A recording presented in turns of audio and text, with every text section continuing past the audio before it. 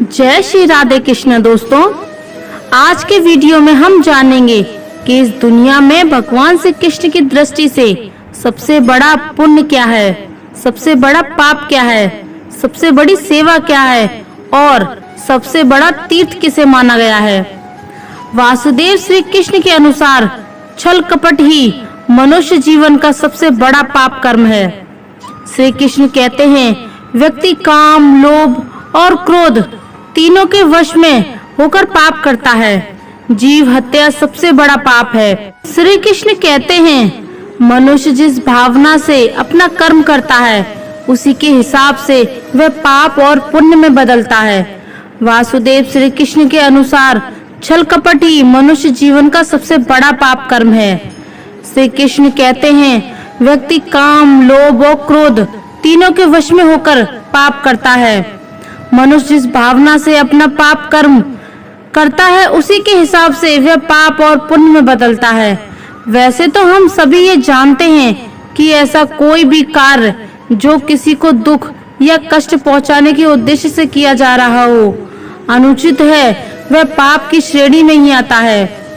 वही दूसरी तरफ अगर इस कार्य का उद्देश्य किसी का हित करना हो, किसी की भलाई करना हो या किसी जरूरतमंद की सहायता करना हो, उसे पुण्य कहा जाता है। श्री कृष्ण के अनुसार छल कपट ही मनुष्य जीवन का सबसे बड़ा पाप कर्म है, जबकि क्रोध एक तरह की कुटिल इच्छा है। इसलिए श्री कृष्ण वासना या तीव्र इच्छा को ही सभी बुराइयों का जड़ बताते हैं। जब अर्जुन युद्ध से पहले घबरा गया और उसे लग रहा था कि वह कोई बड़ा पाप करने जा रहा है, तब श्री कृष्ण ने उसे गीता सार सुनाते हुए पाप और पुण्य की व्याख्या से परिचित करवाया। श्री कृष्ण के अनुसार अपने कर्तव्य पथ से भागना और दूसरों की निजता का हनन करना ही पाप है और अपने कर्तव्यों का पालन संपूर्ण निष्ठा और ईमानदारी से करना ही पुण्य है। हिंसा, चोरी, काम, चुगलखोरी, निष्ठुर भाषण, झूठा व्यवहार, वेद युक्त बातें से दिल दुखाना, नास्तिकता और अवैध आचरण, ये सब पाप कर्म के प्रकार हैं। इन्हें शरीर, वाणी और मन से छोड़ देना ही उचित है। कृष्ण कहते हैं, हे अर्जुन, जैसे सूर्य उदय होते ही अंधकार नष्ट हो जाता है, वैसे ही ज्ञान का प्रकाश अज्ञान के अंधकार को नष्ट कर देता है। फिर मनुष्य परमात्मा की तरफ जाने वाले रास्ते से कभी नहीं भटकता। ज्ञान का साक्षात्कार होने के कारण यह मनुष्य के समझ में आ जाता है कि कैसे एक ही कर्म पाप और वही कर्म पुण्य कैसे होता है। अर्जुन असमंजस की स्थिति में आकर कहते हैं, हे केशव, एक ही कर्म पाप और पुण्य कैसे हो सकता है। तब श्री कृष्ण अर्जुन से कहते हैं, मान लो एक मनुष्य किसी कमजोर बूढ़े मनुष्य का धन लूटने के लिए उसकी हत्या कर देता है, तो वह क्या है। अर्जुन कहते हैं कि ये तो पाप है। यदि एक दुष्ट मनुष्य किसी अबला स्त्री के सम्मान का हनन कर रहा हो और उस अबला की रक्षा के लिए यदि किसी ने उस दुष्ट की हत्या कर दी, तो वह क्या होगा। अर्जुन कहते हैं, ये तो स्पष्ट है कि किसी असहाय स्त्री की रक्षा करना पुण्य ही होगा। यह सुनकर श्री कृष्ण कहते हैं, तुमने स्वयं ही अपने प्रश्न का उत्तर दे दिया है। इसको और अधिक समझाते हुए श्री कृष्ण कह रहे हैं कि यहाँ पर कर्म तो वही हो रहा है, किसी की हत्या करना, परंतु उस कर्म के पीछे भावना क्या है, करने वाले की मंशा क्या है। इसी फर्क के वजह से एक ही कर्म पाप भी हो सकता है अथवा पुण्य भी हो सकता है। श्री कृष्ण अर्जुन से कहते हैं, मनुष्य जिस भावना से अपना कर्म करता है उसी के हिसाब से वह पाप और पुण्य में बदलता है। कर्म के इस ज्ञान के द्वार मनुष्य को कर्म, अकर्म और विकर्म का अर्थ पता चल जाता है। श्री कृष्ण के अनुसार मनुष्य धरती पर रहकर जो भी अच्छे या बुरे कर्म करता है, उन सभी कर्मों का लेखा जोखा मृत्यु के बाद किया जाता है। इसके अनुसार ही उसे सजा और पुनर्जन्म मिलता है। ईश्वर की दृष्टि में जो आपके अच्छे कर्म होते हैं उसे पुण्य कहा जाता है और जो बुरे कर्म होते हैं उन्हें पाप कहा जाता है। श्री कृष्ण कहते हैं कि यदि कोई मनुष्य धर्म और मर्यादा की रक्षा के लिए क्रोध करे तो वह क्रोध भी पुण्य बन जाता है। वहीं दूसरी ओर यदि किसी की सहनशीलता धर्म और मर्यादा को न बचा पाए तो वह पाप का भागी होता है। किसी भूखे को भोजन कराना, चाहे वह मनुष्य हो या जानवर, अपने सच्चे हृदय से उनको भोजन कराना यह सबसे बड़ा पुण्य है। मनुष्य या जानवर को आश्रय देना यह दूसरा सबसे बड़ा पुण्य है। यदि आपके पास ना भोजन है और ना धन किसी को दान करने के लिए, तो आप अपनी निर्दोष वाणी से व अपने मधुर शब्दों से अन्य के दुखों को सुख में परिवर्तित कर सकते हैं, अर्थात उन्हें सुख पहुंचा सकते हैं। दोस्तों, एक बार की बात है, एक राजा बहुत बड़ा प्रजा पालक था। हमेशा प्रजा के हित में प्रयत्नशील रहता था। वह इतना कर्मठ और नेक दिल इंसान था कि अपना सुख ऐशो आराम सब कुछ छोड़कर सारा समय जन कल्याण में ही लगा देता। यहाँ तक कि जो मोक्ष का साधन है अर्थात भगवत वचन, उसके लिए भी वह समय नहीं निकाल पाता था। एक सुबह राजा वन की तरफ भ्रमण करने जा रहा था कि उसे एक देव के दर्शन हुए। राजा ने देव को प्रणाम करते हुए उनका अभिनंदन किया और देव के हाथों में एक लंबी चौड़ी पुस्तक देखकर उनसे पूछा, महाराज आपके हाथ में ये क्या है? देव बोले, राजन ये हमारा वही खाता है जिसमें सभी भजन करने वालों के नाम हैं। राजा ने निराश युक्त भाव से कहा, कृपया देखिए तो इस किताब में कहीं मेरा नाम भी है या नहीं।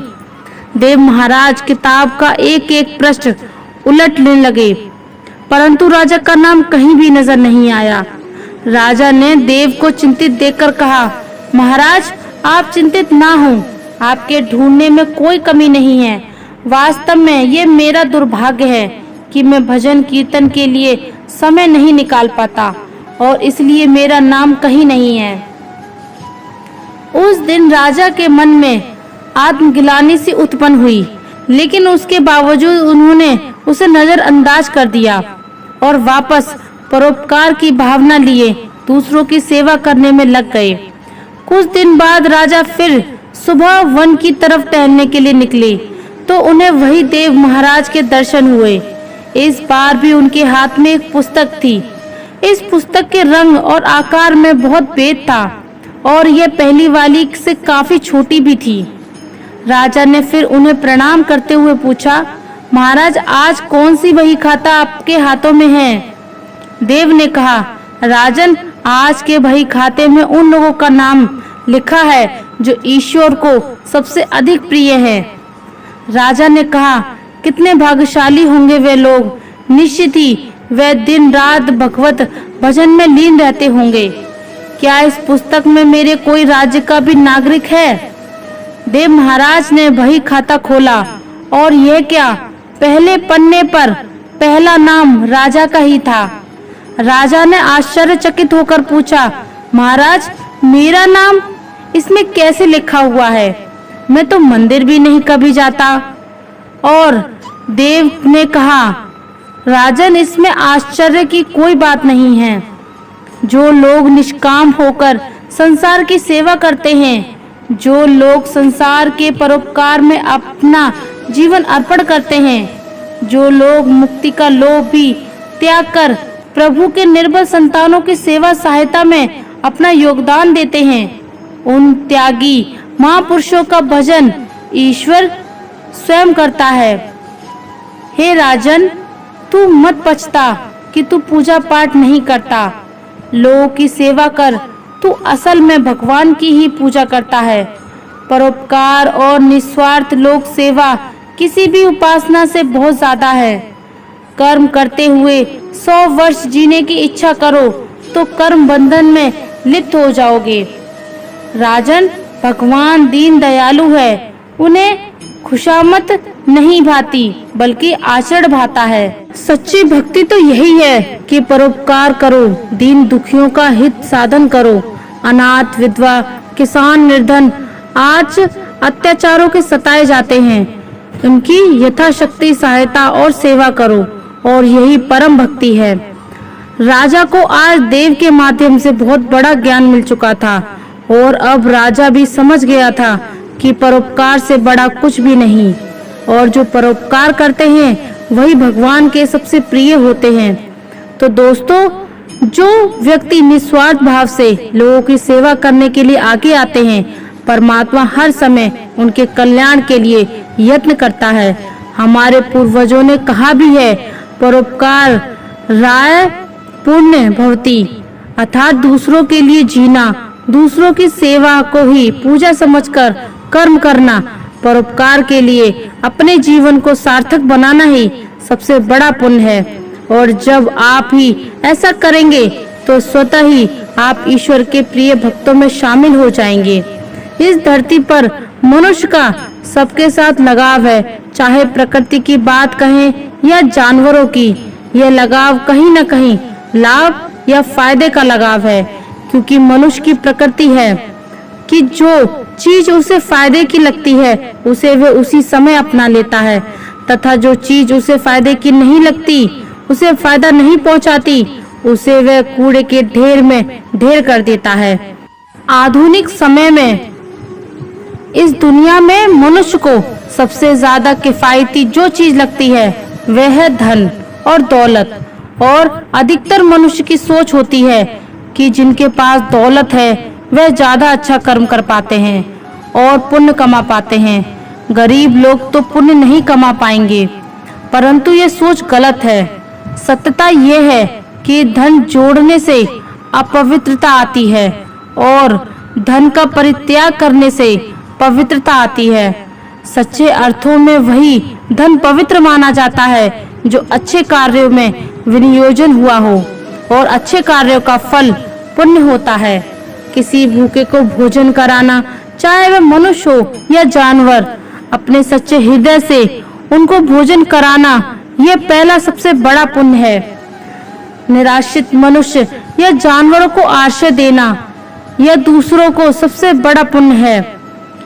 यदि आपके पास ना भोजन है और ना धन है किसी को दान करने के लिए, तो आप अपनी निर्दोष वाणी से, अपने मधुर शब्दों से अन्य के दुखों को सुख में परिवर्तित कर सकते हैं, अर्थात उन्हें सुख पहुंचा सकते हैं।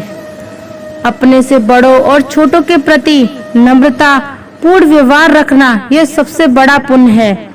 वदाए बुजुर्गों के चरण स्पर्श करने मात्र से ही आपके पाप पुण्य में बदल जाते हैं। हृदय में सभी प्राणियों के प्रति सुख की भावना रखना और अहिंसा का पालन करना बड़ा पुण्य है, अर्थात पुण्य वह है जो आप अपने पवित्र हृदय, दोष मुक्त चित्त व मस्तिष्क के उच्च भाव व उच्च विचारों के साथ करते हैं। सबसे बड़ी सेवा क्या है? देवताओं की प्रार्थना करना मनुष्य का आध्यात्मिक कर्तव्य है, लेकिन प्रार्थना उसी व्यक्ति की स्वीकार की जाती है जो सेवा भावी होता है। एक गुरु अपने आश्रम में लोगों की चिकित्सा भी किया करते थे। उनके इस कार्य में उनके दो शिष्य सहयोग देते थे। दोनों शिष्य बड़े ईश्वर के भक्त थे। वे प्रतिदिन सुबह ईश्वर की प्रार्थना करते थे। एक बार आश्रम में कोई रोगी आ गया। उस समय दोनों शिष्य अपनी प्रार्थना में व्यस्त थे। गुरु ने अपने सहयोग हेतु शिष्यों को बुलाने के लिए एक व्यक्ति भेजा, लेकिन शिष्यों के लिए प्रार्थना से बढ़कर कुछ भी नहीं था। जब वह व्यक्ति शिष्यों के पास आया तो उन्होंने कहा, अभी हमारी प्रार्थना चल रही है, प्रार्थना समाप्त होते ही हम आते हैं। थोड़ी देर होने पर गुरु ने फिर व्यक्ति को भेजा। इस बार शिष्य आ तो गए, लेकिन वे थोड़े क्रोध में थे। उन्होंने आते ही गुरुजी से कहा, आपने हमें अचानक क्यों बुलाया? यह समय हमारी प्रार्थना का है। हम इस समय ईश्वर की पूजा के अतिरिक्त अन्य कोई कार्य नहीं करते। गुरु ने उस रोगी की ओर इशारा करते हुए कहा, मैंने इसकी सेवा के लिए तुम्हें बुलाया है। देवता तो किसी भी समय प्रार्थना स्वीकार कर सकते हैं, लेकिन सेवा करने का समय कभी-कभी ही आता है। सेवा प्रार्थना से ऊंची है, क्योंकि देवता भी यदि किसी की सेवा करना चाहते हैं तो नहीं कर सकते। उन्हें भी सेवा करने के लिए मनुष्य शरीर धारण करना पड़ेगा। जो मनुष्य सेवा करता है उसकी अल्प समय की प्रार्थना को भी देवता स्वीकार कर लेते हैं। गुरु की बातों को समझकर शिष्य अपने कर्तव्य पर लज्जित हुए और उस दिन से प्रार्थना से अधिक महत्व सेवा को देने लगे। वे समझ चुके थे कि देवताओं की प्रार्थना करना मनुष्य का आध्यात्मिक कर्तव्य है, लेकिन प्रार्थना के कारण किसी को पीड़ा हो तो देवता भी उस प्रार्थना को स्वीकार नहीं करते। प्रार्थना उसी व्यक्ति की स्वीकार होती है जो सेवा भावी होता है। जीवन की कुछ कड़वी सच्चाई, हम अकेले आए थे और अकेले ही जाएंगे, खाली हाथ आए थे और खाली हाथ ही जाएंगे। एक ना एक दिन सभी को जाना है। कोई अमृत पीकर नहीं आया। यह मेरा है, वह मेरा है। एक दिन सब कुछ यहीं छूट जाएगा। जब आप सफलता के शिखर पर होते हैं तब आपके दुश्मन भी आपके मित्र होते हैं। समय किसी के लिए नहीं रुकता। अच्छे कर्मों का फल देर से ही सही, लेकिन मिलता जरूर है। स्वर्ग और नरक इसी पृथ्वी पर है और कहीं न कहीं ऊपर वाले के घर देर है, अंधेर नहीं है। अगर आप यह सोचकर कोई गलत काम कर रहे हैं कि ईश्वर देख नहीं रहा है तो ये आपकी भूल है। ईश्वर की नजरों से कोई नहीं बच सकता। यह दुनिया स्वार्थी लोगों से भरी है। कौन अपना है, कौन पराया है, पहचानना बहुत मुश्किल है। मनुष्य बलवान नहीं होता, उसका समय बलवान होता है।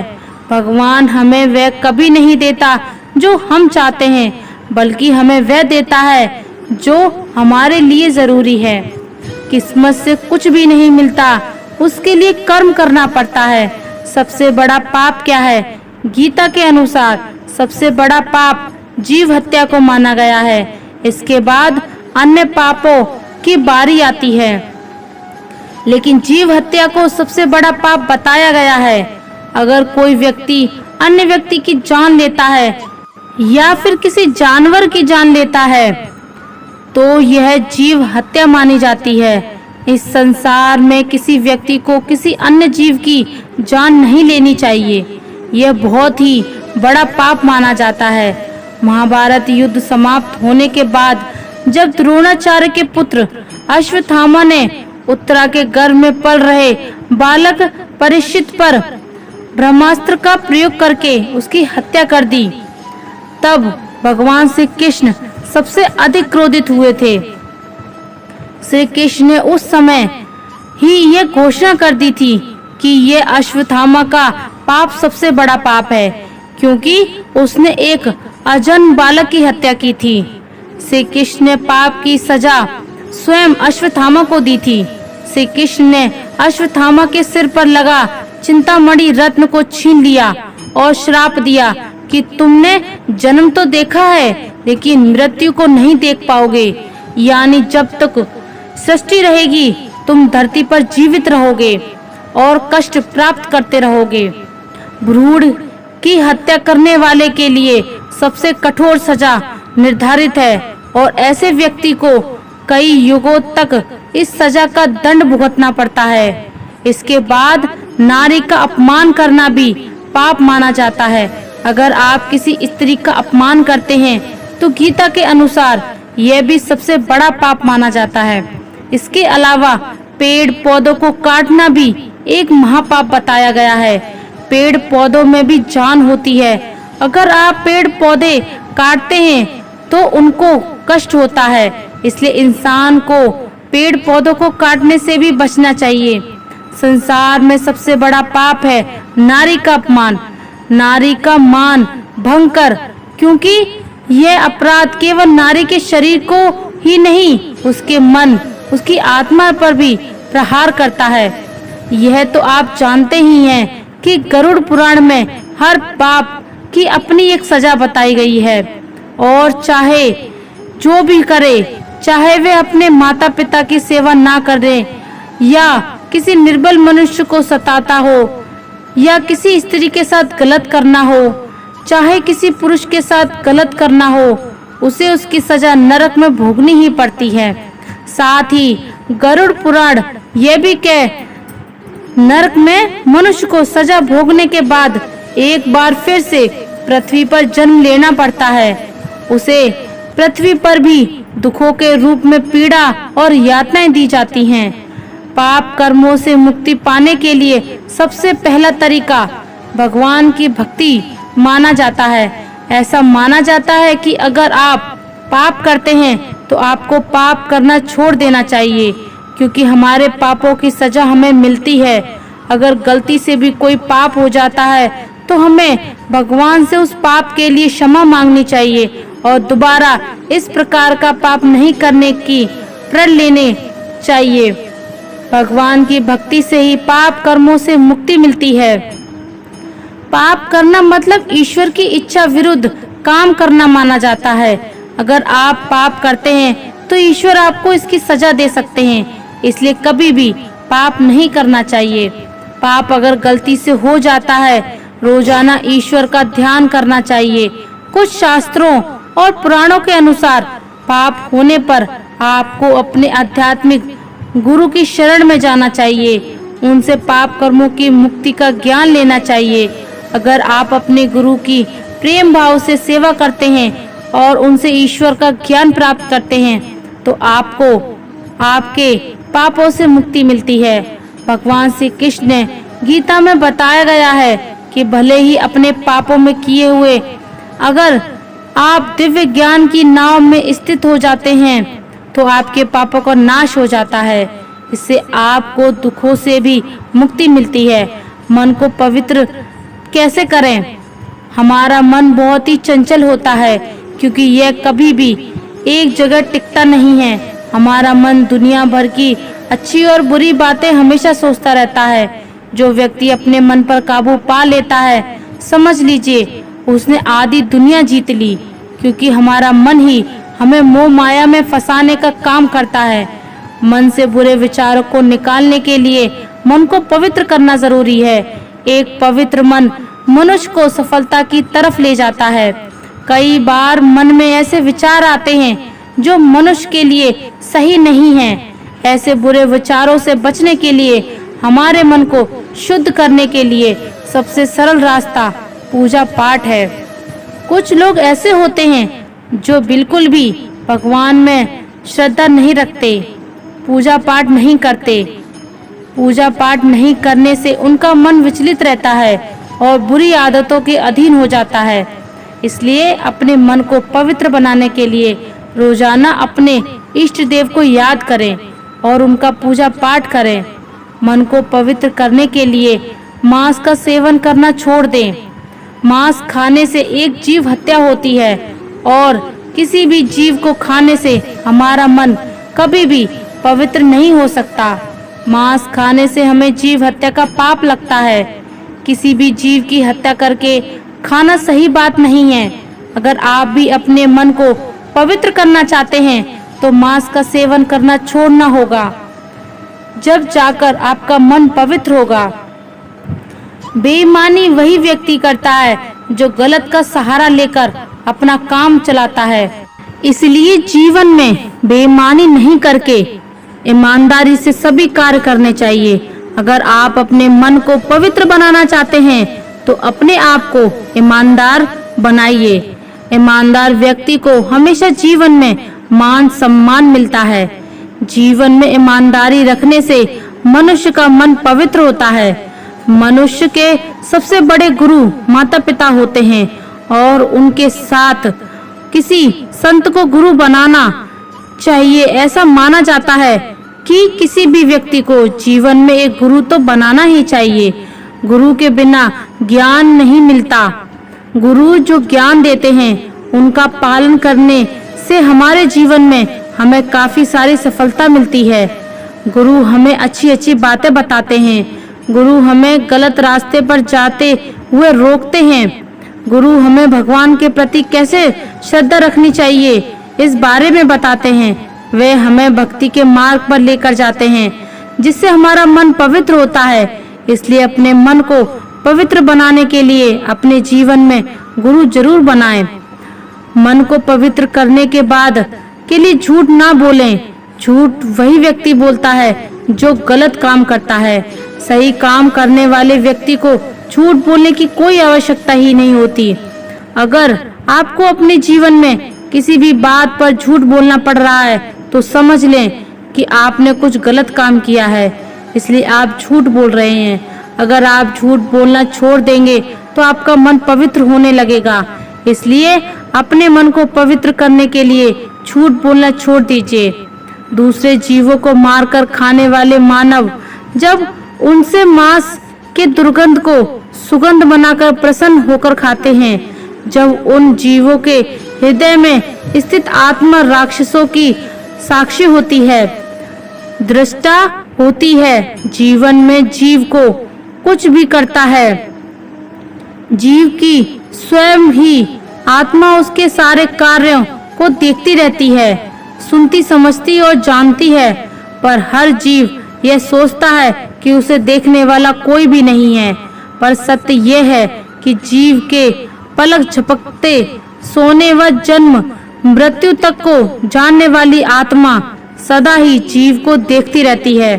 संसार के जीवों से सो जाने पर भी आत्मा जागती रहती है। यही परमात्मा है जो जीवन की सबसे बड़ी सच्चाई है। वास्तव में जीवन भी एक भ्रम ही है, पर मात्र ब्रह्मज्ञानी व आत्मज्ञानी ही यह सत्य जानते हैं। आपको सबको पता चल जाए तो लोग पागल हो जाएंगे, परंतु जीवात्मा भ्रम नहीं है। किसी भी जीव को यह संसार जब तक सत्य नजर आता है तब तक जीव लाखों योनियों में भटकता रहता है, पर जब जीव को अपने स्वयं की आत्मा का ज्ञान दर्शन हो जाता है तब वह संसार उसे भ्रम पूर्ण नजर आता है। जैसे रस्सी में सर्प का भ्रम होता है, उसी प्रकार यह संसार है। इसलिए जीवन ही जीव का सबसे बड़ा भ्रम है। धर्म केवल कर्म से होता है, कर्म के बिना धर्म की कोई अभिलाषा ही नहीं। जीवन में कभी निराश नहीं होना चाहिए, क्योंकि कमजोर आपका वक्त होता है, आप नहीं। सब कुछ करो जो तुम्हें करना है, लेकिन लालच से नहीं, अहंकार से नहीं, वासना से नहीं, ईर्ष्या से नहीं, बल्कि प्रेम, करुणा, नम्रता और भक्ति के साथ। जिस इंसान के चारों तरफ नकारात्मक लोग रहते हैं, उस इंसान का मंजिल से भटक जाना तय है। बुरे कर्म करने नहीं पड़ते, हो जाते हैं, और अच्छे कर्म होते नहीं, करने पड़ते हैं। जीवन में कभी मौका मिले तो किसी के लिए सारथी बनना, स्वार्थी नहीं। असली कौशी की कुंजी यही है कि अपने मन से इच्छाओं के बोझ को हल्का कर दो। अपना दिल अपने काम पर लगाओ, इसके इनाम या परिणाम पर नहीं। अगर आप किसी को छोटा देख रहे हो तो आप उसे या तो दूर से देख रहे हो या तो अपने भीतर के अहंकार से। युद्ध हो या जीवन सफलता केवल 3 शस्त्रों से प्राप्त होती है: धर्म, धैर्य और साहस। अपने अनिवार्य कर्तव्य का पालन करें, क्योंकि क्रिया वास्तव में निष्क्रियता से बेहतर है। कल की फिक्र मत करो। जिस ईश्वर ने आज तक संभाला है वह आगे भी संभाल लेगा। ठीक समय में समझदार व्यक्ति रास्ते खोजते हैं और कायर व्यक्ति बहाने। अहंकार तब उत्पन्न होता है जब हम भूल जाते हैं कि संशय हमारी नहीं, हमारे गुणों की जा रही है।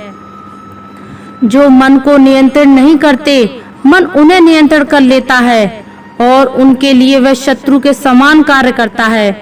दोस्तों, याद रखिए, आप जो भी कर्म करते हो उससे मिलने वाला पाप आप चाहकर भी किसी के साथ नहीं बांट सकते। इसलिए रुकिए, सोचिए, समझिए और अपने कर्मों को उसी हिसाब से कीजिए। और अगर आपको हमारी ये वीडियो अच्छी लगी हो तो कमेंट में जय श्री राधे कृष्ण जरूर लिख दीजिए। और अगर आप हमारे चैनल पर नए हैं तो चैनल को सब्सक्राइब कर लीजिए कि इस दुनिया में भगवान श्री कृष्ण की दृष्टि से सबसे बड़ा पुण्य क्या है, सबसे बड़ा पाप क्या है, सबसे बड़ी सेवा क्या है और सबसे बड़ा तीर्थ किसे माना गया है।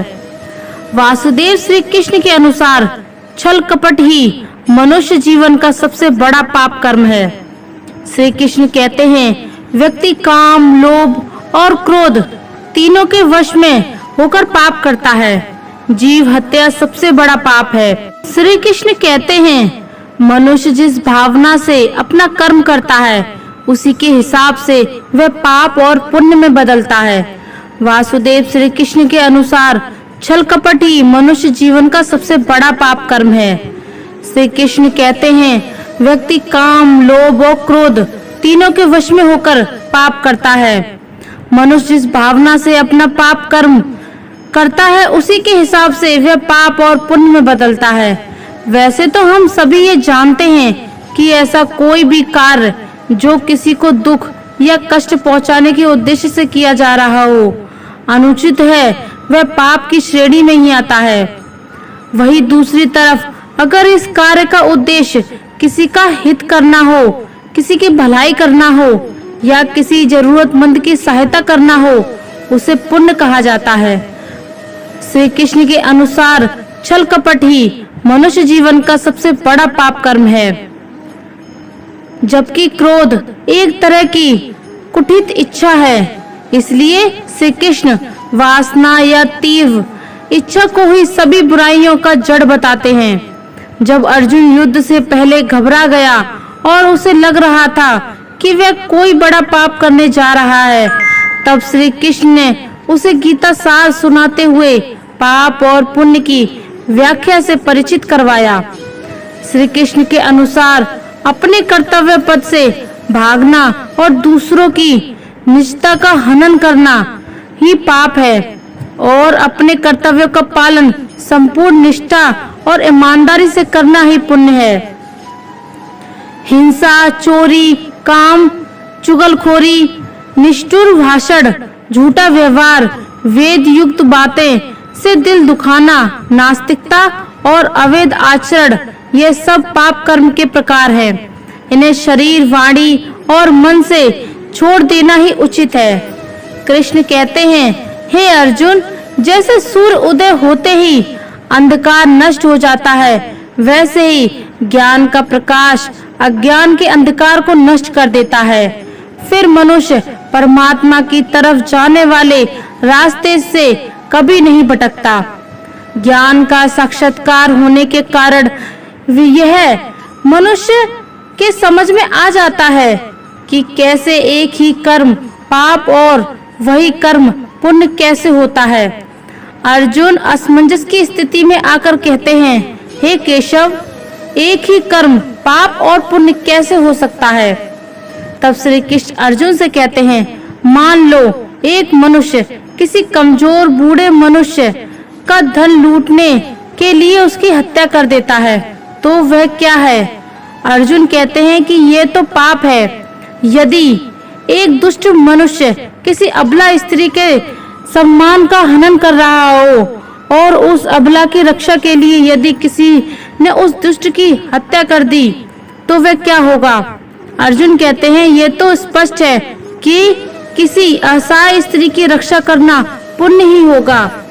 यह सुनकर श्री कृष्ण कहते हैं तुमने स्वयं ही अपने प्रश्न का उत्तर दे दिया है। इसको और अधिक समझाते हुए श्री कृष्ण कह रहे हैं कि यहाँ पर कर्म तो वही हो रहा है, किसी की हत्या करना, परंतु उस कर्म के पीछे भावना क्या है, करने वाले की मंशा क्या है। इसी फर्क के वजह से एक ही कर्म पाप भी हो सकता है अथवा पुण्य भी हो सकता है। श्री कृष्ण अर्जुन से कहते हैं मनुष्य जिस भावना से अपना कर्म करता है उसी के हिसाब से वह पाप और पुण्य में बदलता है। कर्म के इस ज्ञान के द्वार मनुष्य को कर्म, अकर्म और विकर्म का अर्थ पता चल जाता है। श्री कृष्ण के अनुसार मनुष्य धरती पर रहकर जो भी अच्छे या बुरे कर्म करता है, उन सभी कर्मों का लेखा जोखा मृत्यु के बाद किया जाता है। इसके अनुसार ही उसे सजा और पुनर्जन्म मिलता है। ईश्वर की दृष्टि में जो आपके अच्छे कर्म होते हैं उसे पुण्य कहा जाता है, और जो बुरे कर्म होते हैं उन्हें पाप कहा जाता है। श्री कृष्ण कहते हैं कि यदि कोई मनुष्य धर्म और मर्यादा की रक्षा के लिए क्रोध करे तो वह क्रोध भी पुण्य बन जाता है। वहीं दूसरी ओर यदि किसी की सहनशीलता धर्म और मर्यादा को न बचा पाए तो वह पाप का भागी होता है। किसी भूखे को भोजन कराना, चाहे वह मनुष्य हो या जानवर, अपने सच्चे हृदय से उनको भोजन कराना यह सबसे बड़ा पुण्य है। मनुष्य या जानवर को आश्रय देना यह दूसरा सबसे बड़ा पुण्य है। यदि आपके पास ना भोजन है और ना धन किसी को दान करने के लिए, तो आप अपनी निर्दोष वाणी से व अपने मधुर शब्दों से अन्य के दुखों को सुख में परिवर्तित कर सकते हैं, अर्थात उन्हें सुख पहुंचा सकते हैं। दोस्तों, एक बार की बात है, एक राजा बहुत बड़ा प्रजा पालक था। हमेशा प्रजा के हित में प्रयत्नशील रहता था। वह इतना कर्मठ और नेक दिल इंसान था कि अपना सुख ऐशो आराम सब कुछ छोड़कर सारा समय जन कल्याण में ही लगा देता। यहाँ तक कि जो मोक्ष का साधन है अर्थात भगवत भजन, उसके लिए भी वह समय नहीं निकाल पाता था। एक सुबह राजा वन की तरफ भ्रमण करने जा रहा था कि उसे एक देव के दर्शन हुए। राजा ने देव को प्रणाम करते हुए उनका अभिनंदन किया और देव के हाथों में एक लंबी चौड़ी पुस्तक देखकर उनसे पूछा, महाराज आपके हाथ में ये क्या है? देव बोले, राजन ये हमारा वही खाता है जिसमें सभी भजन करने वालों के नाम हैं। राजा ने निराश युक्त भाव से कहा, कृपया देखिए तो इस किताब में कहीं मेरा नाम भी है या नहीं। देव महाराज किताब का एक एक पृष्ठ उलटने लगे, परंतु राजा का नाम कहीं भी नजर नहीं आया। राजा ने देव को चिंतित देखकर कहा, महाराज आप चिंतित ना हो, आपके ढूंढने में कोई कमी नहीं है। वास्तव में ये मेरा दुर्भाग्य है कि मैं भजन कीर्तन के लिए समय नहीं निकाल पाता और इसलिए मेरा नाम कहीं नहीं है। उस दिन राजा के मन में आत्मग्लानि सी उत्पन्न हुई, लेकिन उसके बावजूद उन्होंने उसे नजरअंदाज कर दिया और वापस परोपकार की भावना लिए दूसरों की सेवा करने में लग गए। कुछ दिन बाद राजा फिर सुबह वन की तरफ टहलने के लिए निकले तो उन्हें वही देव महाराज के दर्शन हुए। इस बार भी उनके हाथ में एक पुस्तक थी। इस पुस्तक के रंग और आकार में बहुत भेद था और यह पहली वाली से काफी छोटी भी थी। राजा ने फिर उन्हें प्रणाम करते हुए पूछा, महाराज आज कौन सी वही खाता आपके हाथों में है? देव ने कहा, राजन आज के वही खाते में उन लोगों का नाम लिखा है जो ईश्वर को सबसे अधिक प्रिय है। राजा ने कहा, कितने भाग्यशाली होंगे वे लोग, निश्चित ही वे दिन रात भगवत भजन में लीन रहते होंगे। क्या इस पुस्तक में मेरे कोई राज्य का भी नागरिक है? देव महाराज ने वही खाता खोला और यह क्या, पहले पन्ने पर पहला नाम राजा का ही था। राजा ने आश्चर्यचकित होकर पूछा, महाराज मेरा नाम इसमें कैसे लिखा हुआ है? मैं तो मंदिर भी नहीं कभी जाता। और देव ने कहा, राजन इसमें आश्चर्य की कोई बात नहीं है। जो लोग निष्काम होकर संसार की सेवा करते हैं, जो लोग संसार के परोपकार में अपना जीवन अर्पण करते हैं, जो लोग मुक्ति का लोभ भी त्याग कर प्रभु के निर्बल संतानों की सेवा सहायता में अपना योगदान देते हैं, उन त्यागी महापुरुषों का भजन ईश्वर स्वयं करता है। हे राजन, तू मत पछता कि तू पूजा पाठ नहीं करता। लोगों की सेवा कर, तू असल में भगवान की ही पूजा करता है। परोपकार और निस्वार्थ लोक सेवा किसी भी उपासना से बहुत ज्यादा है। कर्म करते हुए 100 वर्ष जीने की इच्छा करो तो कर्म बंधन में लिप्त हो जाओगे। राजन, भगवान दीन दयालु है, उन्हें खुशामत नहीं भाती बल्कि आचरण भाता है। सच्ची भक्ति तो यही है कि परोपकार करो, दीन दुखियों का हित साधन करो। अनाथ, विधवा, किसान, निर्धन आज अत्याचारों के सताए जाते हैं, उनकी यथाशक्ति सहायता और सेवा करो, और यही परम भक्ति है। राजा को आज देव के माध्यम से बहुत बड़ा ज्ञान मिल चुका था और अब राजा भी समझ गया था कि परोपकार से बड़ा कुछ भी नहीं, और जो परोपकार करते हैं वही भगवान के सबसे प्रिय होते हैं। तो दोस्तों, जो व्यक्ति निस्वार्थ भाव से लोगों की सेवा करने के लिए आगे आते हैं, परमात्मा हर समय उनके कल्याण के लिए यत्न करता है। हमारे पूर्वजों ने कहा भी है, परोपकार राय पुण्य भवति, अर्थात दूसरों के लिए जीना, दूसरों की सेवा को ही पूजा समझकर कर्म करना, परोपकार के लिए अपने जीवन को सार्थक बनाना ही सबसे बड़ा पुण्य है। और जब आप ही ऐसा करेंगे तो स्वतः ही आप ईश्वर के प्रिय भक्तों में शामिल हो जाएंगे। इस धरती पर मनुष्य का सबके साथ लगाव है, चाहे प्रकृति की बात कहें या जानवरों की। यह लगाव कहीं न कहीं लाभ या फायदे का लगाव है, क्योंकि मनुष्य की प्रकृति है कि जो चीज उसे फायदे की लगती है उसे वह उसी समय अपना लेता है, तथा जो चीज उसे फायदे की नहीं लगती, उसे फायदा नहीं पहुंचाती, उसे वह कूड़े के ढेर में ढेर कर देता है। आधुनिक समय में इस दुनिया में मनुष्य को सबसे ज्यादा किफायती जो चीज लगती है वह है धन और दौलत, और अधिकतर मनुष्य की सोच होती है कि जिनके पास दौलत है वह ज्यादा अच्छा कर्म कर पाते हैं और पुण्य कमा पाते हैं। गरीब लोग तो पुण्य नहीं कमा पाएंगे, परंतु ये सोच गलत है। सत्यता यह है कि धन जोड़ने से अपवित्रता आती है और धन का परित्याग करने से पवित्रता आती है। सच्चे अर्थों में वही धन पवित्र माना जाता है जो अच्छे कार्यों में विनियोजन हुआ हो, और अच्छे कार्यों का फल पुण्य होता है।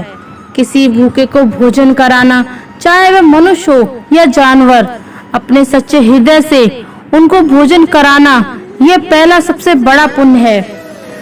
निराश्रित मनुष्य या जानवरों को आश्रय देना, यह दूसरों को सबसे बड़ा पुण्य है।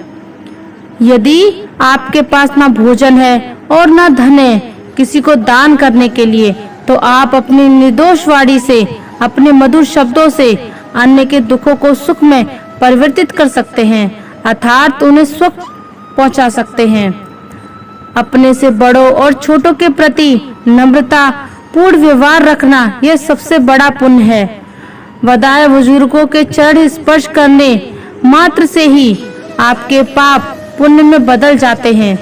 हृदय में सभी प्राणियों के प्रति सुख की भावना रखना और अहिंसा का पालन करना बड़ा पुण्य है, अर्थात पुण्य वह है जो आप अपने पवित्र हृदय, दोष मुक्त चित्त व मस्तिष्क के उच्च भाव व उच्च विचारों के साथ करते हैं। सबसे बड़ी सेवा क्या है? देवताओं की प्रार्थना करना मनुष्य का आध्यात्मिक कर्तव्य है, लेकिन प्रार्थना उसी व्यक्ति की स्वीकार की जाती है जो सेवा भावी होता है। एक गुरु अपने आश्रम में लोगों की चिकित्सा भी किया करते थे। उनके इस कार्य में उनके 2 शिष्य सहयोग देते थे।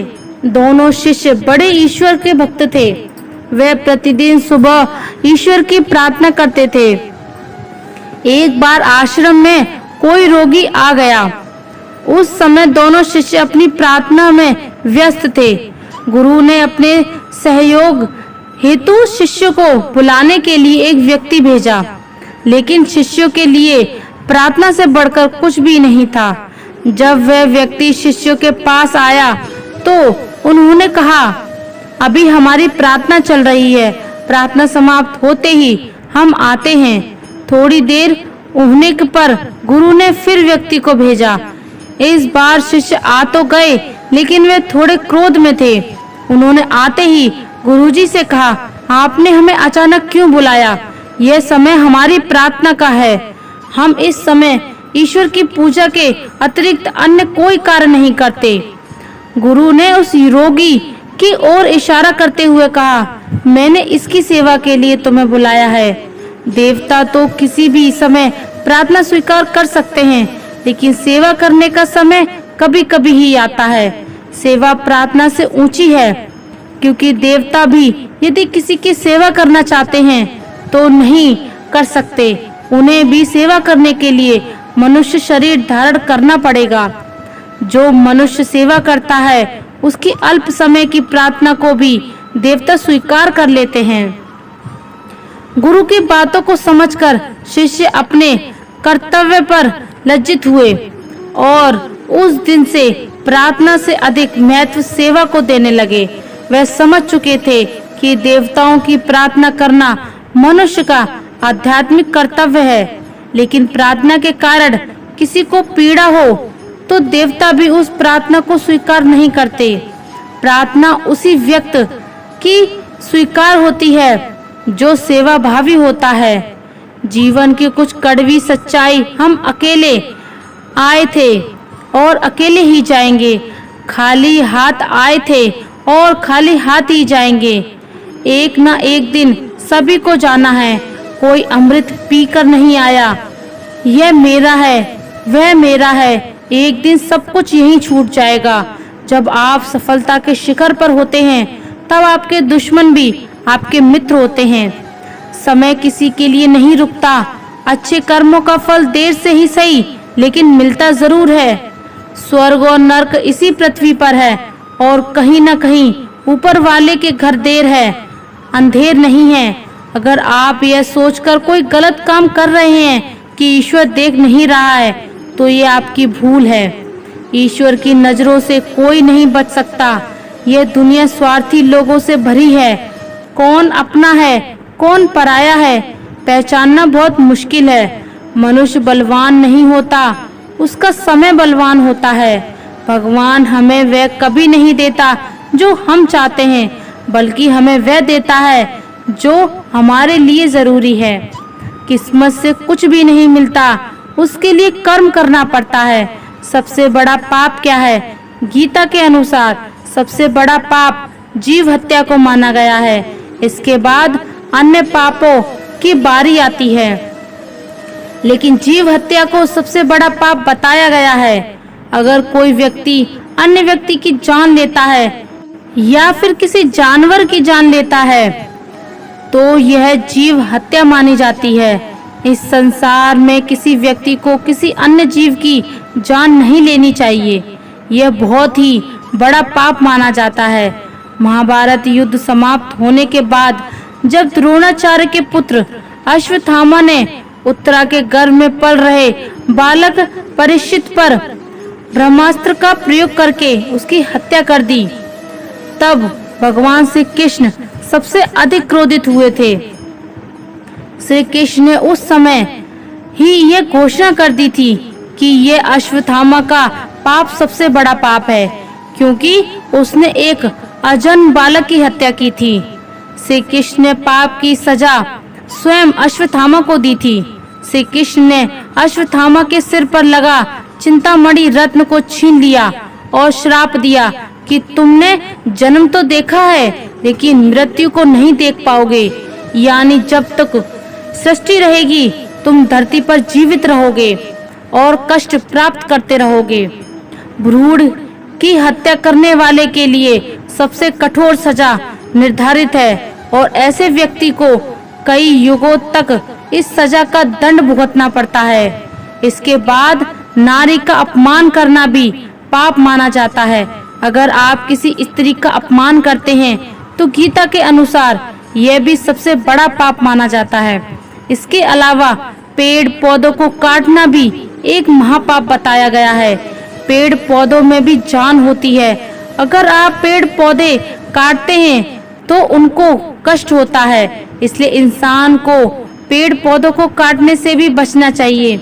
संसार में सबसे बड़ा पाप है नारी का अपमान, नारी का मान भंग कर, क्योंकि यह अपराध केवल नारी के शरीर को ही नहीं, उसके मन उसकी आत्मा पर भी प्रहार करता है। यह तो आप जानते ही हैं कि गरुड़ पुराण में हर पाप की अपनी एक सजा बताई गई है, और चाहे जो भी करे, चाहे वे अपने माता पिता की सेवा ना करे, या किसी निर्बल मनुष्य को सताता हो, या किसी स्त्री के साथ गलत करना हो, चाहे किसी पुरुष के साथ गलत करना हो, उसे उसकी सजा नरक में भोगनी ही पड़ती है। साथ ही गरुड़ पुराण यह भी कह, नरक में मनुष्य को सजा भोगने के बाद एक बार फिर से पृथ्वी पर जन्म लेना पड़ता है। उसे पृथ्वी पर भी दुखों के रूप में पीड़ा और यातनाएं दी जाती हैं। पाप कर्मों से मुक्ति पाने के लिए सबसे पहला तरीका भगवान की भक्ति माना जाता है। ऐसा माना जाता है कि अगर आप पाप करते हैं तो आपको पाप करना छोड़ देना चाहिए, क्योंकि हमारे पापों की सजा हमें मिलती है। अगर गलती से भी कोई पाप हो जाता है तो हमें भगवान से उस पाप के लिए क्षमा मांगनी चाहिए और दोबारा इस प्रकार का पाप नहीं करने की प्रण लेने चाहिए। भगवान की भक्ति से ही पाप कर्मों से मुक्ति मिलती है। पाप करना मतलब ईश्वर की इच्छा विरुद्ध काम करना माना जाता है। अगर आप पाप करते हैं तो ईश्वर आपको इसकी सजा दे सकते हैं, इसलिए कभी भी पाप नहीं करना चाहिए। पाप अगर गलती से हो जाता है, रोजाना ईश्वर का ध्यान करना चाहिए।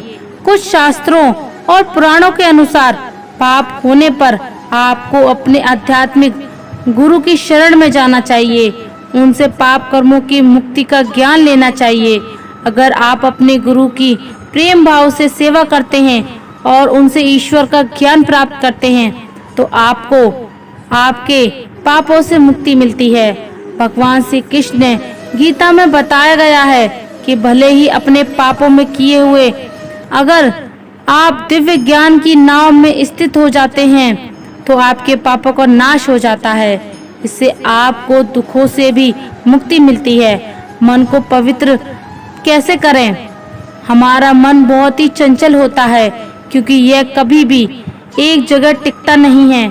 हमारा मन दुनिया भर की अच्छी और बुरी बातें हमेशा सोचता रहता है। जो व्यक्ति अपने मन पर काबू पा लेता है, समझ लीजिए उसने आधी दुनिया जीत ली, क्योंकि हमारा मन ही हमें मोह माया में फंसाने का काम करता है। मन से बुरे विचारों को निकालने के लिए मन को पवित्र करना जरूरी है। एक पवित्र मन मनुष्य को सफलता की तरफ ले जाता है। कई बार मन में ऐसे विचार आते हैं जो मनुष्य के लिए सही नहीं हैं। ऐसे बुरे विचारों से बचने के लिए, हमारे मन को शुद्ध करने के लिए सबसे सरल रास्ता पूजा पाठ है। कुछ लोग ऐसे होते हैं जो बिल्कुल भी भगवान में श्रद्धा नहीं रखते, पूजा पाठ नहीं करते। पूजा पाठ नहीं करने से उनका मन विचलित रहता है और बुरी आदतों के अधीन हो जाता है।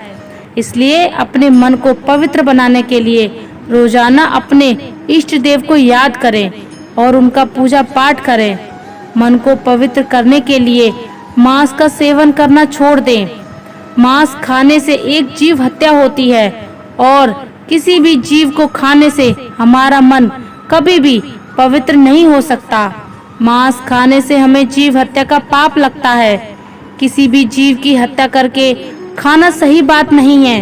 अगर आप भी अपने मन को पवित्र करना चाहते हैं तो मांस का सेवन करना छोड़ना होगा, जब जाकर आपका मन पवित्र होगा। बेईमानी वही व्यक्ति करता है जो गलत का सहारा लेकर अपना काम चलाता है। इसलिए जीवन में बेईमानी नहीं करके ईमानदारी से सभी कार्य करने चाहिए। अगर आप अपने मन को पवित्र बनाना चाहते हैं तो अपने आप को ईमानदार बनाइए। ईमानदार व्यक्ति को हमेशा जीवन में मान सम्मान मिलता है। जीवन में ईमानदारी रखने से मनुष्य का मन पवित्र होता है। मनुष्य के सबसे बड़े गुरु माता पिता होते हैं और उनके साथ किसी संत को गुरु बनाना चाहिए। ऐसा माना जाता है कि किसी भी व्यक्ति को जीवन में एक गुरु तो बनाना ही चाहिए। गुरु के बिना ज्ञान नहीं मिलता।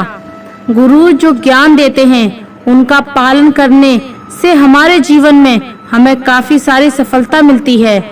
गुरु हमें अच्छी-अच्छी बातें बताते हैं। गुरु हमें गलत रास्ते पर जाते हुए रोकते हैं। गुरु हमें भगवान के प्रति कैसे श्रद्धा रखनी चाहिए इस बारे में बताते हैं। वे हमें भक्ति के मार्ग पर लेकर जाते हैं, जिससे हमारा मन पवित्र होता है। इसलिए अपने मन को पवित्र बनाने के लिए अपने जीवन में गुरु जरूर बनाएं। मन को पवित्र करने के बाद के लिए झूठ ना बोलें। झूठ वही व्यक्ति बोलता है जो गलत काम करता है। सही काम करने वाले व्यक्ति को झूठ बोलने की कोई आवश्यकता ही नहीं होती। अगर आपको अपने जीवन में किसी भी बात पर झूठ बोलना पड़ रहा है तो समझ लें कि आपने कुछ गलत काम किया है, इसलिए आप झूठ बोल रहे हैं। अगर आप झूठ बोलना छोड़ देंगे तो आपका मन पवित्र होने लगेगा। इसलिए अपने मन को पवित्र करने के लिए झूठ बोलना छोड़ दीजिए। दूसरे जीवों को मारकर खाने वाले मानव जब उनसे मांस के दुर्गंध को सुगंध बनाकर प्रसन्न होकर खाते हैं, जब उन जीवों के हृदय में स्थित आत्मा राक्षसों की साक्षी होती है, दृष्टा होती है, जीवन में जीव को कुछ भी करता है, जीव की स्वयं ही आत्मा उसके सारे कार्यों को देखती रहती है, सुनती, समझती और जानती है। पर हर जीव यह सोचता है कि उसे देखने वाला कोई भी नहीं है। पर सत्य यह है कि जीव के पलक झपकते सोने व जन्म मृत्यु तक को जानने वाली आत्मा सदा ही जीव को देखती रहती है। संसार के जीवों से सो जाने पर भी आत्मा जागती रहती है। यही परमात्मा है जो जीवन की सबसे बड़ी सच्चाई है। वास्तव में जीवन भी एक भ्रम ही है, पर मात्र ब्रह्मज्ञानी व आत्मज्ञानी ही यह सत्य जानते हैं। आपको सबको पता चल जाए तो लोग पागल हो जाएंगे, परंतु जीवात्मा भ्रम नहीं है। किसी भी जीव को यह संसार जब तक सत्य नजर आता है तब तक जीव लाखों योनियों में भटकता रहता है, पर जब जीव को अपने स्वयं की आत्मा का ज्ञान दर्शन हो जाता है तब वह संसार उसे भ्रम पूर्ण नजर आता है। जैसे रस्सी में सर्प का भ्रम होता है, उसी प्रकार यह संसार है। इसलिए जीवन ही जीव का सबसे बड़ा भ्रम है। धर्म केवल कर्म से होता है, कर्म के बिना धर्म की कोई अभिलाषा ही नहीं। जीवन में कभी निराश नहीं होना चाहिए, क्योंकि कमजोर आपका वक्त होता है, आप नहीं। सब कुछ करो जो तुम्हें करना है, लेकिन लालच से नहीं, अहंकार से नहीं, वासना से नहीं, ईर्ष्या से नहीं, बल्कि प्रेम, करुणा, नम्रता और भक्ति के साथ। जिस इंसान के चारों तरफ नकारात्मक लोग रहते हैं, उस इंसान का मंजिल से भटक जाना तय है।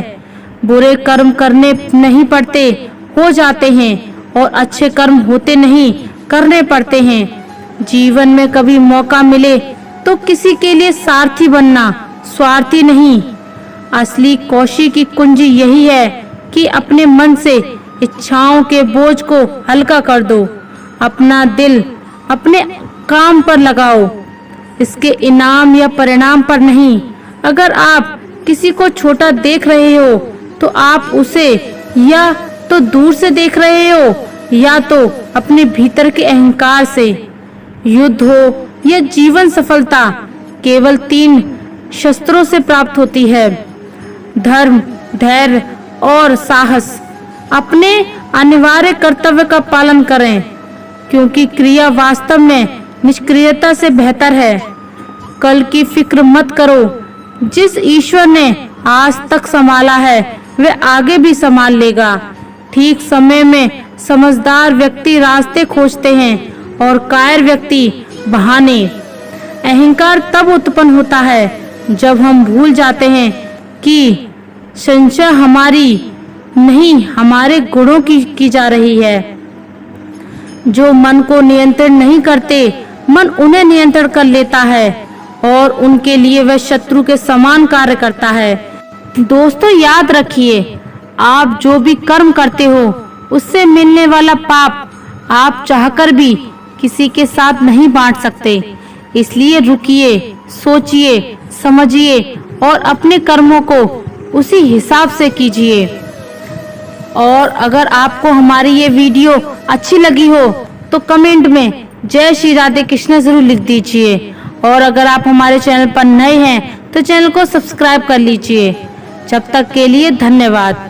जय श्री राधे कृष्णा।